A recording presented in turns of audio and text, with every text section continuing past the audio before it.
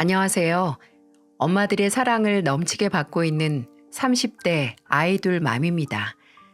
사연투부 이웃님들, 평소 거짓말을 얼마나 하세요? 저는 일명 하얀 거짓말이라고 불리는 선의의 거짓말을 참 많이 합니다. 치킨 사달라, 과자 사달라, 먹보 아들에게 엄마 돈 없다고 거짓말하고요.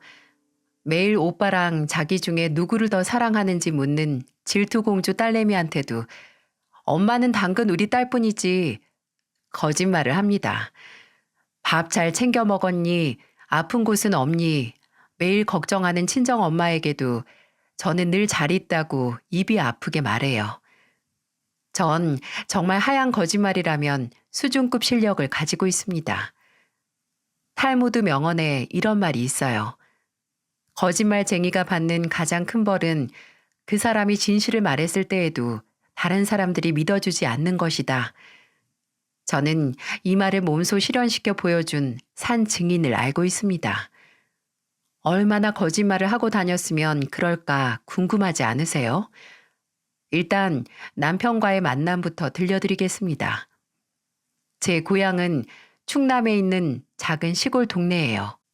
저는 학업에도 뛰어난 재주나 흥미가 없었고 다른 곳에 취업 나가기도 자신이 없어서 20대 초반에는 친정 부모님과 있었습니다. 우물안 개구리인 제가 낯선 곳에 떨어져 씩씩하게 사회생활을 할 용기가 부족했죠. 부모님께서는 농사를 지으셨는데 제 담당은 주로 친정엄마를 도와 딸기밭 농사를 짓는 것이었어요. 딸기를 수확한 후 잼을 만들어 예쁜 병에 담아 판매했습니다. 그러면서 자연스레 거래처 사장님들과 친해졌고 생산지 공장에서 일을 해보라는 제의를 받았어요. 일의 방법만 터득하면 단순 반복 업무여서 괜찮지 않을까 여기고 우물안 개구리가 드디어 세상 밖으로 나갔습니다. 제가 간 곳은 아이스크림, 과자, 호빵 등 다양한 제품을 생산하는 공장이었어요. 베테랑 이모님들과 저보다 나이가 어려도 일을 척척 해내는 사수분들을 보면서 실수하지 않으려고 늘 긴장 상태였죠. 일을 시작하면 모두 날카롭고 작은 일에도 언성이 높아져 괜히 기가 죽어 있었어요. 검수팀에서 상품 검수가 끝나면 완성품을 상자에 10개씩 집어서 총 40개를 담아야 하는데 손이 작은 탓인지 계속 완성품을 흘리고 말았습니다. 정신 차리고 빨리 움직이라는 호통이 날아올까봐 서둘러 움직여봐도 실수 연발이었어요. 그때 갑자기 제가 흘린 완성품을 상자에 척척 넣는 빨간 손이 보였습니다. 일명 까대기라고 완성된 포장 상자를 물류차로 옮기는 직원분이셨어요. 바로 지금의 남편이죠. 손가락 사이사이에 끼워서 집어보려고 해봐요. 아니면 10개씩 한 움큼 집어서 그 느낌을 기억해 보든지. 자꾸 실수하면 이모님들한테 혼나요. 이곳에서 처음 받아보는 친절이라 그랬는지 저도 모르게 남편에게 의지를 많이 했어요. 2살 연상이었던 남편은 원래 저와 똑같이 생산 마지막 라인이었는데 일손이 부족해 잠시 까대기 일을 도와주고 있다고 했습니다. 남편의 착한 마음과 성실함에 마음이 끌렸는지 그 이후로 인사를 나누고 싶어 수시로 곁눈질을 하고 점심시간엔 작은 초코바를 선물했어요. 제 호감 표시를 알아줬는지 하루는 교대 근무 끝나고 다른 일 없으면 밥을 먹자고 하는 게 아니겠어요? 남녀가 밥을 먹으면 근사한 곳에 가서 칼질할 줄 알았는데 저를 데려간 곳은 떡볶이와 어묵을 파는 길거리 노점이었습니다. 솔직히 조금 실망을 하고 서 있는데 떡볶이 국물에 어묵을 푹 찍어 건네며 말하더군요. 하루 종일 서서 일했는데 서서 먹는 곳에 데려와서 미안해요. 근데 이 집 진짜 맛있어서 꼭 먹여주고 싶었거든요. 소박하고 자상함이 느껴지는 그 말에 한 번 더 반해서 저희는 2년을 연애했고 뭐가 그리 급했는지 속도 위반까지 해버렸지 뭐예요. 아이가 태어나기 전에 부랴부랴 결혼식부터 올리기로 했습니다. 시부모님께서는 한 자리에서 30년 동안 자그마한 세탁소를 운영하셨어요. 주인 부부가 멀끔하게 입고 다녀야 손님들이 옷을 믿고 맡긴다고 하시면서 아버님께서는 매일 아침 어머님 옷을 손수 다려주셨어요. 두 분은 커플룩을 참 즐겨 입으셨습니다. 어머님께서 청자켓을 입으시면 아버님은 청바지를 입으셨죠. 이웃분들이 청춘들이냐, 그렇게 아직까지도 티내고 싶냐 놀리셔도 두 분은 오히려 더 좋아하셨다고 해요. 특히 어머님은 수선 실력이 참 좋으셨는데 미싱으로 자수를 넣는 솜씨가 동네 제일이셨습니다. 아버님과 함께 입으시는 커플옷마다 나비 자수를 작게 넣으셔서 나비 부부로도 유명하셨어요. 사이도 어찌나 좋으신지 항상 손잡고 다니시고 함께 꾸준히 배드민턴 운동도 하시고 두 분은 정말 보기 좋은 한 쌍의 나비 같으셨어요. 남편은 시부모님처럼 살고 싶어 했어요. 늘 서로를 먼저 챙기고 변함없이 아끼는 모습 말이죠. 시부모님은 자부심을 느끼며 소개하는 반면 여동생 이야기를 할 때는 무언가 껄끄럽게 말했습니다. 시누이는 24살 때 10살이나 많은 남자와 초스피드 결혼을 했다가 이혼한 과거가 있었어요. 솔직히 그 이야기를 듣고 만나서 그런지 시누이의 첫인상이 좋지 않았습니다. 진한 화장에 제가 다 민망해질 정도로 짧은 스커트, 노란빛 탈색머리, 볼과 입술은 다소 어색하게 빵빵했어요. 차가운 인상 때문인지 성격도 굉장히 날카로워 보였죠. 말투도 툭툭 내뱉어서 상대를 쏘아버리는 스타일이었습니다. 그런데 제 첫 느낌이 딱 들어맞더라고요. 시댁에 처음 인사를 드리러 갔을 때 일입니다. 시부모님이 커플로 맞춰 입으시는 것을 즐겨 하시니 커플 손수건 세트를 준비했어요. 시누이를 위해선 백화점에서 산 립스틱을 준비했고요. 속도 위반으로 갑작스레 진행된 결혼이지만 저의 새로운 가족이 되어주실 분들에게 좋은 인상을 드리고 싶었기 때문이죠. 그냥 와도 괜찮은데 어쩜 이렇게 예쁜 선물을 준비했어? 오는 길은 힘들지 않았어? 네, 안 힘들었어요, 어머님. 화기애애한 분위기 속에서 제 마음을 불편하게 만든 건 껌을 질겅질겅 씹고 있는 시누이였어요. 모두가 숟가락 들고 식사를 시작하려는데 저를 빤히 바라보느라 참 바빠 보였어요. 어머니께서 헛기침으로 주의를 주자 껌을 유리컵 옆면에 붙여두고 저에게 질문을 날렸습니다. 저기 언니, 뱃속에 그거 우리 오빠의 맞아요? 저는 순간 얼음이 되어 아무 말도 못했어요. 남편은 큰 소리로 시누이에게 지금 뭐 하는 짓이냐며 소리를 질렀습니다. 아니, 요즘에 엄한 사람의 임신하고서 당신에다 책임져라 이러는 사람 있다길래 혹시 모르잖아. 이 언니야도 그럴지. 언니, 돈은 얼마나 모았어요? 야, 너 새언니한테 싸가지 없게 입 조심해 너. 돈 모은 건 왜 물어? 네가 돈 이야기할 자격이 있어? 아빠 엄마 돈 얼마를 해먹었냐 지금까지. 남편이 시누이 앞으로 성큼성큼 걸어가자 황급히 고개를 돌려 먼 산만 바라보더라고요.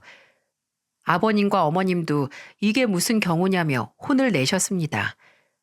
깨갱하며 아무 말도 못하고 있는 얼굴을 보니 저도 확 한 대 쥐어받고 싶더라고요. 그런데 한편으로는 누군가 생각나 그래, 내가 이해하자 생각했습니다. 바로 저희 친정오빠가 생각났거든요. 친정오빠는 저희 집 아픈 손가락입니다. 오빠는 저보다 2살이 많고 27살에 결혼했어요. 늘 사업을 하고 싶은 야망만 가득하고 제대로 된 계획과 실행은 없어서 일을 벌려놓으면 얼마 못 가 망하곤 했습니다. 모든 사업 자금은 친정 부모님께 거머리처럼 쪽쪽거리며 받은 것이어서 친정집 재산이 오빠 때문에 거덜나 버렸어요. 오빠는 정말 개차반처럼 살고 회복하려 노력 하나 하지 않더니 결국 새언니한테 이혼당했습니다. 저도 같은 핏줄이지만 정말 꼴보기 싫은 존재였어요. 명절이나 부모님 생신 때 가족이 모여 밥을 먹을 때면 당연히 맡겨놓은 사람 마냥 돈 좀 줘봐요 이야기를 했습니다. 돈을 빌려주지 않으면 상을 얻기도 하고 혼자 분노에 휩싸여 쌩 난리를 쳐댔어요. 심지어 제 월급날에 맞춰서 돈 좀 빌려달라 윽박지르기도 했습니다. 친정 부모님은 처음엔 오빠를 때리기도 하고 울면서 달래보기도 무릎 꿇고 빌기까지 하셨어요. 하지만 늘 한결같은 오빠의 모습에 결국 두 손 두 발 다 드셨죠. 저희 오빠와 시누이는 부모님이 자기 지갑인 양 기생충처럼 사는 점, 능력도 없는 게 성격도 거지 같은 점 모두 똑 닮았습니다. 누구보다 시부모님과 남편의 마음을 알기에 저도 같이 시누이를 욕하지 않고 일단 꾹 참았습니다. 무엇보다 참을 수 있던 가장 큰 이유는 시부모님 두 분이 저에게 넘치게 잘해주셨어요. 넉넉한 형편이 아니시면서 24평짜리 신혼집을 해주셨습니다. 오래된 빌라였지만 저희에겐 과분한 곳이었고 정말 감사했어요. 하지만 시어머님은 오히려 좋은 아파트로 못 마련해 줬다고 미안해 하셨습니다. 아니라고 저희는 이 집도 감지덕지다. 저희가 더 효도하고 살겠다며 달래드렸지만 어머님은 늘 조금이라도 더 해주려고 바쁘셨어요. 이렇게 좋은 시부모님들이 계셨기에 결혼 생활은 어려움 없이 완벽했습니다. 연달아 아들, 딸을 낳아 저희 네 식구 참 행복했죠. 둘째가 생겼을 무렵 저는 전업주부로 육아에 전념하기로 했고 남편은 공장을 그만두었습니다. 이 교대로 12시간 근무를 하는 것이 돈에 비해 체력적으로 너무 힘들었기 때문이었어요. 남편은 그동안 모아두었던 돈과 대출을 받아 화물차를 샀어요. 고정 일뿐만 아니라 집 코를 잡아 부지런히 일하니까 전 직장보다 월급도 많고 건강도 나아졌습니다. 물론 결코 쉬운 일은 아니었어요. 남편은 이동 중 기름값도 많이 드는데 식비라도 줄여보겠다고 늘 컵라면이나 전투식량에 물을 부어 먹는 등 늘 대충 먹었어요. 여보, 힘드니까 도시락 같은 거 싸지 마. 내가 생각해봤는데 뻥튀기나 누룽지 이런 게 졸음쫓기도 좋고 은근 배부르다니까. 앞으로 종종 그걸로 끼니 해결해 봐야겠어. 알뜰한 남편이 고맙기도 했지만 늘 안쓰러웠습니다. 혹시라도 졸음운전 사고가 날까봐 마음을 졸이지 않는 날이 없었어요. 남편은 괜찮다고 했지만 가끔씩 간단한 도시락도 싸주고 일을 쉬는 날에는 건강식도 해주려고 노력했어요. 몸에 좋다는 약들도 한아름 챙겨 먹였습니다. 성실하고 다정한 남편, 언제나 제 편이 되어주시는 시부모님, 귀여운 내 새끼들, 저는 정말 걱정 없이 든든했어요. 하지만 언제나 잔잔한 하늘에도 비바람이 오는 법, 시누이가 슬슬 본성을 드러냈습니다. 시누이는 자기 사업한다고 늘 바빠 왕래 없이 지냈었는데 어느 날 뜬금없이 전화가 오더라고요. 그리고는 다짜고짜 3천만 원을 빌려달라고 하는 겁니다. 남편과 상의하라고 말을 돌리자 이미 통화를 했다고 말하더군요. 남편이 딱 잘라 거절하는 탓에 저에게 전화를 했더랍니다. 오빠 좀 꼬셔봐 달라. 언니가 꼬리쳐야 통하지 내 말을 들어주겠냐. 옷장사 잘 되면 금방 싸주겠다. 뻔뻔하게 돈을 요구하는 모습이 어이가 없었어요. 저는 애들 키우기도 힘들고 매달 나가는 대출금도 많이 힘들다며 정중하게 거절했네요. 지나와 생각해보니 이때부터인 것 같아요. 그게 계속 기분 나빴던지 그 이후로 시누이와 정말 전쟁 같은 일들을 겪었습니다. 남편이 지방으로 멀리 일정이 잡혀 집을 비우는 날이면 어떻게 귀신같이 아는지 저희 집에 자주 찾아왔어요. 처음에는 조카들 보고 싶어 왔다고 핑계대면서 아이들과 조금 놀아주더니 다른 날에는 자연스레 이것저것 장을 봐와 같이 저녁 먹자고 능청을 떨더라고요. 그래요. 좋습니다. 음식 먹을 수는 있죠. 하루는 애들 목욕을 정신없이 시키고 나와봤더니 시누이가 거실 한복판에서 삼겹살을 구워 먹고 있더라고요. 바닥에 아무것도 깔지 않은 것도 모자라 창문도 열어놓지 않아 거실엔 연기가 가득했습니다.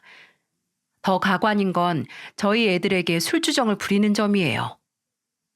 민우야, 지우야, 우리 조카들 쑥쑥 크는 건 좋은데 너네 엄마 닮아서 못생기게 크면 안 돼. 이 고모처럼 예쁘게 커야 해. 알겠어? 애들한테 이상한 아무 말을 해대고 먹은 걸 치우지도 않고 거실에 자빠져 잡니다. 이미 거실 바닥이며 소파며 기름들로 날리고 바닥을 굴러다니는 소주병을 아이가 집으려고 해서 황급히 치웠죠. 이뿐만인 줄 아세요? 더 충격적인 건 시누이의 도벽이었어요. 저에겐 하나뿐인 명품 가방이 있습니다. 남편이 결혼 3주년 때 자기 식비와 비상금을 털어 선물해 준 것이었어요. 너무 아까워서 어디 들고 가지도 못하고 시댁 어르신 행사에 딱 한 번 들고 간 게 다인데 어느 날 그 가방이 보이질 않는 겁니다. 순간 집에 도둑이 들었나 싶어 장롱을 열어 결혼 반지 같은 귀중품이 들어있는 보석함을 꺼냈어요. 다른 건 잘 있었지만 아이들 돌반지들만 없었습니다.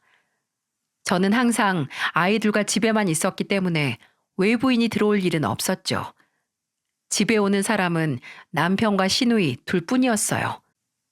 아무리 혼자 머리 싸매고 생각해봐도 범인은 한 명뿐이었어요. 저는 남편에게 혹시 가방을 가져갔는지 물었어요. 내가 왜 당신 가방을 가져가? 그거 얼마나 큰맘 먹고 산 건데 장롱 깊숙이 들어가 있는 거 아니야? 잘 찾아봐. 제가 생각해도 남편이 그럴 리가 없었습니다. 돌반지 이야기는 꺼내지도 못했네요. 저는 남편이 집에 없는 날 시누이를 집으로 초대했어요. 아가씨, 어디에다 얼마에 팔아먹었어요? 언니, 지금 뭔 소리를 해요. 다짜고짜. 가방 그거 가지고 싶어서 그럴 수 있다 쳐요. 근데 우리 애들 돌반지, 그건 정말 너무한 거 아니에요? 아니, 무슨 생사람을 잡아, 이 언니? 내가 가져간 증거 있어요? 증거 있냐고. 반신반의하며 떠본 건데 얼굴이 시뻘개져서 냅다 소리부터 지르는 시누이를 보니 범인 맞더라고요. 휴대폰에 112 번호를 누르며 경찰 부르기 전에 솔직하게 말하라고 정색했더니 황급히 제 손을 붙잡더군요. 그러더니 오히려 저에게 째째하게 왜 그러냐, 얼마 하지도 않더라, 내가 그깟 거 사주면 되는 걸 가족끼리 야박하다며 소리를 치더라고요. 얘 진짜 사람 대접 못해주겠다 싶어 한마디 했습니다. 야, 이 찌깐한 게 어디서 큰 소리야? 너는 나이를 어디로 먹었니? 사람이 잘못을 저질렀으면 싹싹 빌어. 죄송하다. 다시는 안 그러겠다. 잘못했다. 용서해달라 말해야지. 적반하장도 유분수지. 뭐 그깟 거? 너 그럼 지금 당장 사가지고 와. 와, 이 언니 성격 봐. 여태 그 성질 어떻게 죽이고 살았대? 참나. 그래. 내가 지금까지는 가족이라고 감싸주고 조용히 지내려고 했는데 이제는 도저히 못 참아주겠다. 너 오늘 한번 내 손에 머리 가죽 다 뜯겨볼래? 시누이는 바짝 쫄아서 합주기가 된 채로 저를 바라봤어요. 자신은 50kg 정도의 마른 몸매인데 저는 육아 스트레스로 60kg도 넘으니 자기가 생각해도 몸싸움은 어렵다고 생각하지 않았을까요? 끝내 죄송하다고 말도 안 하고 황급히 집을 나가는 시누이 뒷모습을 보니 정말 쌍욕이 입에 올랐습니다. 저는 남편이 퇴근하자마자 이 사실을 전부 다 말했어요. 그동안 시누이가 우리 집에 와서 개진상짓 한 것도 빠짐없이요. 남편은 열을 받아 바로 시댁으로 쫓아갔습니다. 시누이를 보자마자 어깨를 밀치고 윽박지르기 시작했어요. 시부모님도 자초지종 설명을 들으시더니 너 같은 딸 필요 없다. 이 집에서 나가. 라고 단호하게 쫓아내셨어요. 처음에는 좀 과한 처사가 아닌가 싶어 말렸습니다. 그런데 알고 보니 시부모님께서도 시누이의 도벽과 늘 돈 달라는 소리에 진절머리가 나셨다고 했어요. 시누이는 심각한 불법 시술 중독이었어요. 집에 있는 살림살이를 내다 팔거나 시부모님께 손을 벌려 돈을 받으면 얼굴과 몸 이곳저곳에 불법 시술을 받았어요. 성형은 한 번에 너무 큰 돈이 필요하기 때문에 자기는 지혜롭게 더 값싸고 간단한 시술을 한다며 자랑을 하더군요. 하지만 불법 시술 비용이나 부작용 치료 비용이나 전부 합치면 성형값과 다르지 않았죠. 정말 더 큰 문제는 본인이 불법 시술을 배워 다른 사람에게 해주기 위해 업자에게 유료 수강 중이었다는 점이었어요. 정말 상식적으로는 도저히 이해 불가한 액수를 내면서 불법 시술을 배우면 업장까지 차려주겠다 약속받았다고 좋아했다네요. 딱 봐도 사기인데 말이죠. 부모에게 돈돈거리며 매달 상납금처럼 수강료를 채워내는 딸을 막을 도리가 없었죠. 그러다 불법 시술 신고를 당하면서 정말 큰 사건에 연루될 뻔한 적이 있었고 그 뒤로 더 이상 이쪽 일에 관심을 두지 않겠다고 각서까지 썼다지 뭐예요. 하지만 이번에도 거짓말이었죠. 저희 집 물건도 그곳에 쓴 것이었습니다. 시누이는 오갈 곳이 없어 고시원을 전전했어요. 매일같이 시어머님께 울면서 전화를 했습니다. 죽고 싶다는 둥 내일 당장 연락이 안 된다고 놀라지 마라. 나는 하늘에서 편히 쉬겠다. 협박 아닌 협박으로 부모 가슴에 대못을 박았죠. 자식 이기는 부모 없다고 시부모님은 깜짝 놀라 시누이를 다시 받아주셨어요. 집으로 돌아온 시누이는 옷가게 사업을 성실하게 하겠다고 떠들어댔습니다. 정말 마지막이라고 생각하고 사업 자금을 도와달라고 말이죠. 시부모님은 정말 마지막으로 믿으며 돈을 주셨어요. 남편 또한 이제는 제발 정신 차리고 일 열심히 하기를 바라며 응원했어요. 하지만 여러분, 믿는 도끼에 발등 찍힌다 아시죠? 네, 역시나 이번에도 거짓말이었어요. 옷가게를 차린다고 받아간 사업자금, 이번엔 뜬금없이 노래방을 차렸습니다. 흔히 아가씨들을 고용하는 그런 술집이요. 얼마 못 가 그 사실이 드러났고 시아버님은 크게 화가 나 뒷목 잡고 쓰러지셨네요. 이제는 정말 집에서 떠나라고 작은 오피스텔 하나를 시누이에게 얻어주고 또 한 번 쫓아냈어요. 저는 솔직히 이해가 안 갔습니다. 뭐가 예쁘다고 오피스텔을 주시는지. 군뱅이도 구르는 재주가 있다고 1년이 지난 무렵 시누이는 온몸에 명품으로 도배를 하고 나타났어요. 세탁소 앞에 외제차를 주차하고 도도하게 들어와 시아버님께는 명품 자켓, 시어머님께는 명품 지갑을 선물했습니다. 그리고 각자 50만 원씩 용돈도 드리더라고요. 하지만 시부모님 두 분은 전혀 기뻐하지 않으셨고 오히려 걱정스럽게 이 많은 게 어디서 났는지 물으셨습니다. 어디서 나긴 어디서 나. 내가 열심히 돈 벌었다는 결과지. 엄마, 노래방 그거 나쁜 거 아니야. 요즘 직장인들 노래방 없으면 무슨 재미로 살겠어. 다들 스트레스 풀 곳이 없어 힘든데 우리 가게 와서 신나게 노래하고 술도 마시고 새로운 인연도 만들고 그러는 거야. 솔직히 지들이 젊고 예쁜 아가씨들이랑 어디 가서 노래 부르고 놀아보겠어. 요즘에는 우리처럼 좋은 취지로 장사하는 사람 진짜 많다니까. 시누이의 푼수 같은 소리에 시부모님들은 한숨만 푹푹 내실 뿐 아무 말씀도 못 하셨어요. 이 자리에 남편이 없다는 것이 다행일지 모른다는 생각을 하며 둘째 아이 유치원 하원 시간을 핑계대고 시댁을 나왔습니다. 그런데 시누이가 황급히 따라 나오는 게 아니겠어요? 아유, 언니, 여자가 가꿀 줄 알아야지. 그렇게 그지같이 하고 다니면 어쩌자는 건지. 우리 오빠 참 비위도 좋아 정말. 언니, 오빠가 바람나도 언니 할 말 없겠어요. 자식 때문이라도 핑계 삼아 옆에서 내조나 잘 하면서 살아요. 이거 먼저 시비 거는 거 맞죠? 저는 질 수 없다 생각하고 바로 한 방 먹였습니다. 야, 너같이 술 장사, 여자 장사 하는 것보다 이렇게 사는 게 100번, 1000번 나아. 오랜만에 봐서 그냥 조용조용 잘 지내려고 했더니 넌 어떻게 나이를 먹어도 싸가지가 변함이 없니? 철 좀 들어라 제발. 시누이는 어이없다는 듯 헛웃음을 치며 차에 탔어요. 저도 속 시원히 아이 유치원으로 향했고요. 그 뒤로 당분간 서로 얼굴 볼 일은 없을 거라 생각했는데 몇 달이 지난 어느 날 시아버님께서 갑작스럽게 돌아가셨어요. 평소 지병도 없으셨는데 주무시다 심장마비로 가셔서 가족들 모두 충격이 컸습니다. 시아버님은 저에게 정말 든든하고 따뜻하셨던 존재였어요. 시어머님을 끌어안고서 얼마나 많이 울었는지 모르겠어요. 여러 번 실신하신 시어머님을 뒤로하고 저와 남편은 바쁘게 손님들을 맞이했습니다. 조금 숨을 돌릴 수 있을 때 시어머님 곁에 누워 눈물에 엉겨붙은 머리칼을 정리해드렸어요. 제 손길에 눈을 뜨신 어머님은 또다시 우시면서 말씀하셨습니다. 선주야, 난 애들 아빠 없이 못 살아. 너도 잘 알지? 나도 따라가련다. 아빠 없는 빈집에 엄마 혼자 어찌 살겠니? 너무 무서워. 어머님, 약해지지 마세요.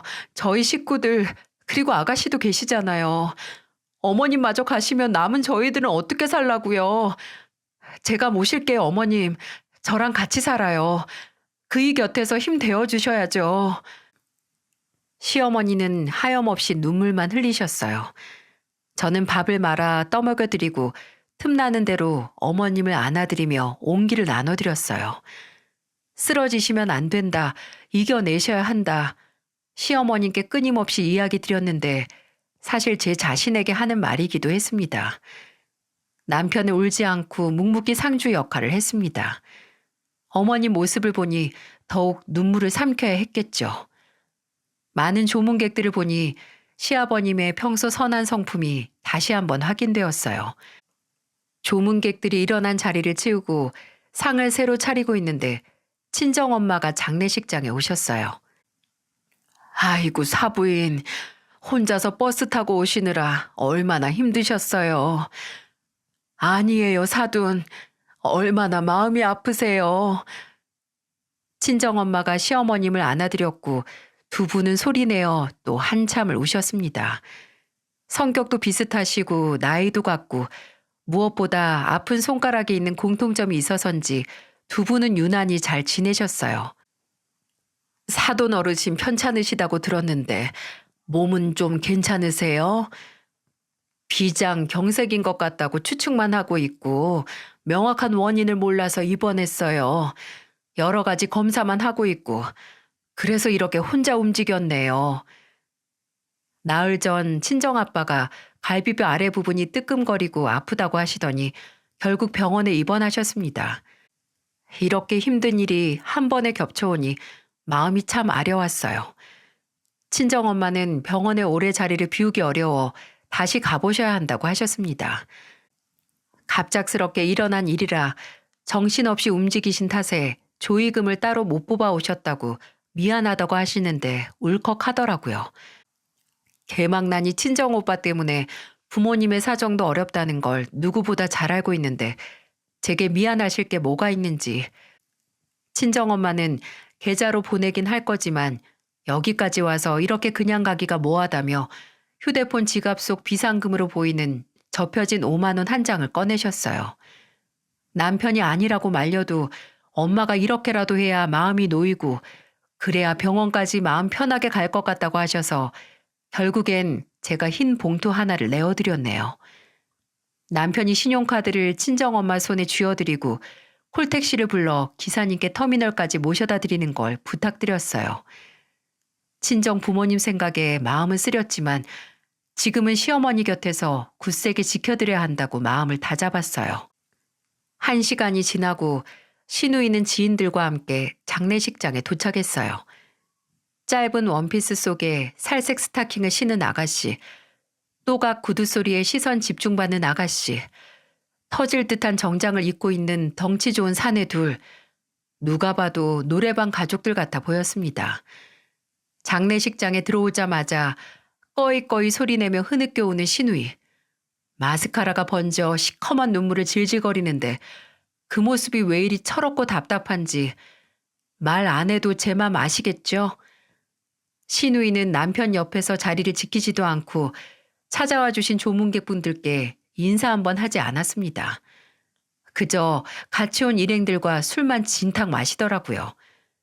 술을 얼마나 마셔서 취했는지 깔깔거리고 웃지를 않나 소리 지르며 자기들끼리 가벼운 입씨름도 하고 세상에 미친 시누이년 시아버님 흉도 보더라니까요. 자리에 앉아 식사를 하시던 조문객분들은 불편한 표정으로 자리를 떠나시고 남편은 신우이에게 다가가 헛기침을 하며 눈치를 줬습니다. 신우이는 아무것도 모른다는 얼굴로 화장실로 들어가 버리고 저는 상 주변에 널브러진 소주병들을 치웠어요. 남편은 속이 타는지 담배를 가지고 밖으로 나갔고요. 잠시 후 신우이는 다시 들어오면서 조이금이 있는 곳을 얼씬거렸습니다. 그러다 갑자기 흰 봉투를 들고 와 제 눈앞에서 조롱하듯 흔들었어요. 야, 이선주, 네 엄마 그지야? 어떻게 사돈이 죽었는데 고작 5만 원을 해? 진짜 염치 없는 집구석이네. 결혼할 때도 우리 아빠가 빌라 해줬는데 감사한 줄을 모르고 뭐 5만 원? 이건 뭐 걔 사료값도 안 돼. 지금 장난쳐? 너나 네 엄마나 어쩜 그렇게 구질구질 똑같냐? 하긴 그 배에서 나온 그 자식이다 이거지 뭐.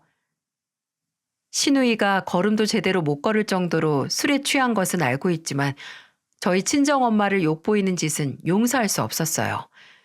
하지만 조문객 분들도 많이 계셨고 시어머님을 생각해서 최대한 작은 목소리로 화를 누르며 말했어요. 조용히 해. 다른 조문객들 계신 거 안 보여? 술 그렇게 계속 처먹을 거면 조용히 먹고 가든가. 아니면 집구석에 들어가서 자. 너 같은 딸 때문에 아버님 편안하게 가시지도 못하시겠다. 우리 아버님 끝까지 너 사람답게 사는 거 못 보고 가셔서 어쩌지? 그 순간 신우이는 야 하고 소리를 지르며 상위에 있던 육개장을 제 얼굴에 부어버렸어요. 빨간 고추기름이 둥둥 뜰 정도로 차게 식은 육개장 덕분인지 정신이 번쩍 들더라고요. 남편이 없으니 제가 참교육하는 게 맞다 생각했습니다. 눈가에 있는 육개장 국물을 훔치며 신우이에게 다가갔어요. 그 순간 갑자기 시어머님이 나타나 신우이 머리채를 잡으시는 게 아니겠어요? 시어머님은 조문객을 배웅해드리고 빈소로 들어오시던 찰나 신우이의 몹쓸 짓을 전부 다 보고 계셨더랍니다. 어머님은 한 손으로는 신우이 머리채를 한 손으로는 소주병을 집어 들으셨어요. 그리고는 신우이 얼굴에 냅다 부어버리셨죠. 이 정신 나간 년아, 네 아빠 가시는 날 이렇게 하고 싶니? 죄송스럽지도 않아? 너 진짜 사람 맞아? 내 배에서 태어난 내 새끼 맞나 싶다. 그렇게 술이 좋아서 술 장사해? 오늘 실컷 먹어봐 아주. 시어머니는 계속해서 신우이 얼굴에 소주를 들이부어버리셨고 신우이는 연신 어푸거리며 그만하라고 소리쳤어요. 그러다 자기 엄마 가슴을 있는 힘껏 밀쳐버렸어요. 엄마, 저 거지 같은 집구석이 돈 5만 원으로 장난질 하잖아. 그래. 저기 오빠 오네. 송유석, 오빠가 어디 말해봐. 세연이네 엄마가 돈 얼마 하고 갔는지 알아? 남편은 굳은 얼굴로 빠르게 다가왔고 육개장을 뒤집어 쓴 저와 소주로 난장판이 된 바닥에 주저앉아 계시는 시어머니를 보았습니다. 그리고는 신우의 뺨을 짝 하고 때렸어요. 모두가 깜짝 놀랐죠. 한 대로 그치지 않고 서너 대 더 때렸습니다. 저와 조문객분들이 남편을 말렸고 울며 불며 쌍욕을 날리는 신우이는 시어머니가 붙잡아 말렸습니다. 장례식장은 말 그대로 쑥대밭이 되어버렸어요. 남편은 신우이에게 다시는 얼굴 볼 생각하지 말라고 말했습니다. 신우이도 가족은 필요 없다고, 가족 없이도 돈 벌고 잘 산다고 오히려 큰 소리를 내며 장례식장을 나가버렸어요. 남편은 자신의 겉옷을 벗어주며 연신 미안하다고 사과했고 저는 시어머님께 다가가 말했습니다. 앞으로 제가 며느리랑 딸 둘 다 되어드리겠다. 저희가 모시겠다고 말이에요. 시어머님은 가벼운 우울증을 겪으셨지만 손자 손녀 재롱을 보면서 많이 웃으시고 이내 좋아지셨어요. 저도 어머님이 아이를 등교 등원을 도와주시니 집 앞 베이커리에서 샌드위치를 만드는 오전 알바를 할 수 있게 되었고요. 오후 시간에는 어머님과 함께 문화센터에서 요가도 배웠어요. 친정엄마 올라오시면 셋이서 예쁜 카페에 가서 커피도 마셨죠. 잔잔한 일상에 익숙해질 무렵이었습니다. 오랜만에 일이 없어 집에 있는 남편을 위해 엄나무 백숙을 준비했고 막 먹으려는 찰나 누군가 초인종을 시끄럽게 계속 눌러댔어요. 바로 신우이였습니다. 6개월 만에 거짓골을 하고서 말이죠. 엉엉 울며 시어머니 바짓가랑이를 붙들고서 말했어요. 엄마, 내가 잘못했어요. 큰돈 벌고 사치 부리다 보니 내가 잠시 미쳤었나 봐. 다신 안 그럴게. 나 용서해줘요. 나 엄마 딸이잖아. 나 좀 받아줘. 야, 송정아. 여기가 어디라고 찾아와? 너 가족 필요 없다며. 당장 나가. 오빠도 정말 너무한다. 내 꼴 안 보여? 나 사기당해서 너무 힘들단 말이야. 사기라는 단어에 저희 부부와 시어머님은 깜짝 놀랐어요. 자초지종을 들어보니 노래방 운영을 하며 함께 동거를 하던 남자가 있었다고 합니다. 그 남자에게 거액의 돈을 사기당했고 하물며 그 남자가 신우이를 신고했다고 해요. 미성년자 아가씨를 고용해서 남자 고객들 접대를 했기 때문이었죠. 노래방은 영업이 정지되었고 사랑이라고 믿었던 남자에게 배신까지. 가족보다 돈이었는데 돈마저 사라지니 자연스레 가족이 생각났나 봐요. 하지만 시어머님은 눈 하나 깜짝하지 않으셨습니다. 나는 네가 장례식장을 나간 그 순간 이후로 내 딸 자격 박탈이야. 그러니 이렇게 찾아오지 마. 어떻게 살든 이제 관심 없다. 세상에 아빠 장례식장에서 그렇게 난동을 피우는 자식이 어딨어. 너 새언니한테 사과했어? 엄마한테 왜 사과를 해? 그날 제일 먼저 사과받을 사람은 언니인데. 저는 순간 눈물이 핑 돌았어요. 이 순간에 저를 먼저 생각해 주심에 참 감사했습니다. 신우이는 잠시 저를 바라보다 끝까지 사과를 하지 않고 눈물만 뚝뚝 흘렸어요. 그러면서 자기가 친한 지인과 함께 옷장사를 시작할 계획을 완벽하게 세워놨다고 말을 하더군요.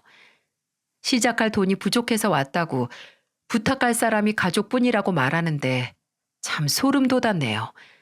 신우이는 돈 앞에 가족을 가장 쉽게 버리고 또 쉽게 붙잡고 하니까요. 낙숫물은 떨어지던데 또 떨어진다라는 말처럼 거짓말이 버릇인 신우이가 쉽게 고쳐졌을까요? 남편도 아직도 정신을 못 차린 것 같다며 혀를 찼습니다. 마음 착한 시어머님은 옷장에서 100만 원 정도가 담긴 통장을 꺼내 신우이 손에 쥐어주었어요. 너한테 주는 마지막 돈이야. 죽는다고 협박 연락할 거면 아예 연락하지 말고 불법 저지르지 말고 제발 잘 살아. 너처럼 가족들에게 상처만 주는 딸을 언제까지나 품에 안을 순 없어. 엄마도 이런 말 하는 거 마음 아프지만 이제 가라. 이렇게 찾아오지도 말고. 엄마, 왜 그래? 오빠, 나 한 번만 기회를 줘. 나 이번엔 진짜 옷장사 성실하게 잘해볼게. 오빠가 보기에 너 아직도 사람 되려면 멀었다. 옷장사 해보겠다고 돈 더 달라는 거야, 지금? 제발 깨닫고 인간이 되라고. 어디 산속에 들어가서 쑥이랑 마늘이라도 먹든지. 아, 답답해. 빨리 나가. 단호한 가족들의 반응에 신우이는 당황해하며 발길을 돌렸어요. 그 이후 신우이는 어머님께 종종 문자를 보내며 자신이 어떻게 지내고 있는지 일방적으로 연락을 했습니다.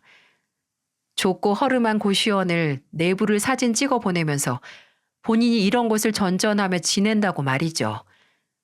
옷장사 이야기는 어디로 쏙 들어갔는지 지금은 백화점에서 일을 하고 있다고 합니다.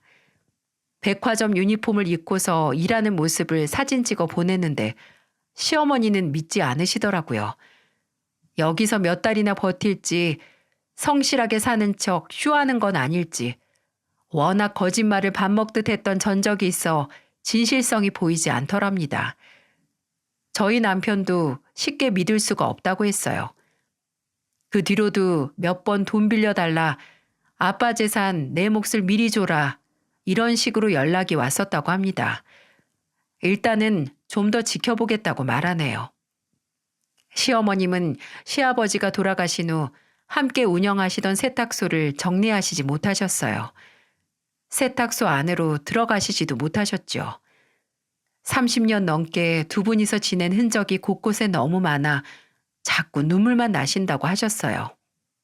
하지만 시누이와의 일이 있고 난 후 마음의 결심을 하셨는지 세탁소를 정리하시겠다고 선언하셨습니다. 마치 시누이가 찾아올 때까지 기다리셨던 것처럼 말이에요.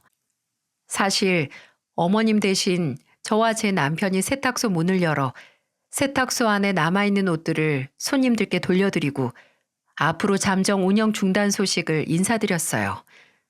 다시 세탁소를 열 것이라고 기대하지 않았지만 막상 어머님이 먼저 정리하자 말씀하시니 가슴이 먹먹하더라고요.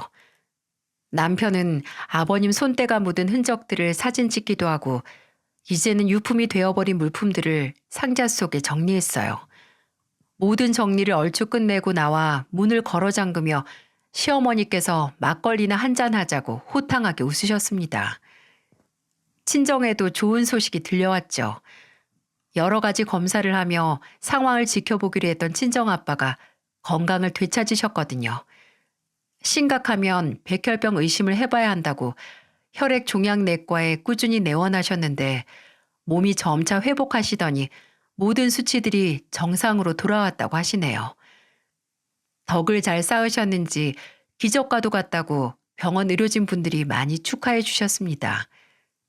또 하나의 기적이 있다면 친정오빠의 개과천선이었죠. 아빠가 암일 수도 있다는 소식을 듣고 친정오빠가 아기처럼 엉엉 울었다고 합니다.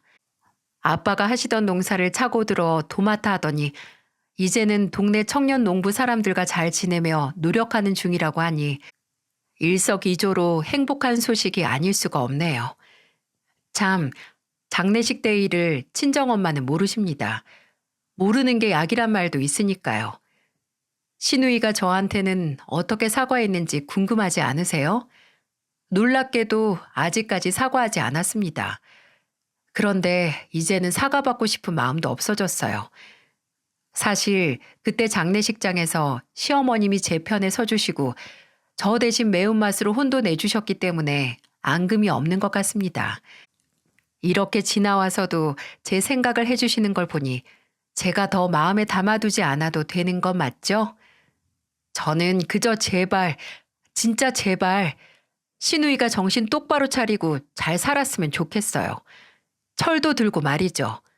저희 친정오빠처럼 스스로 무언가 깨닫는 좋은 때가 찾아오길 이웃님들도 함께 기도해 주세요.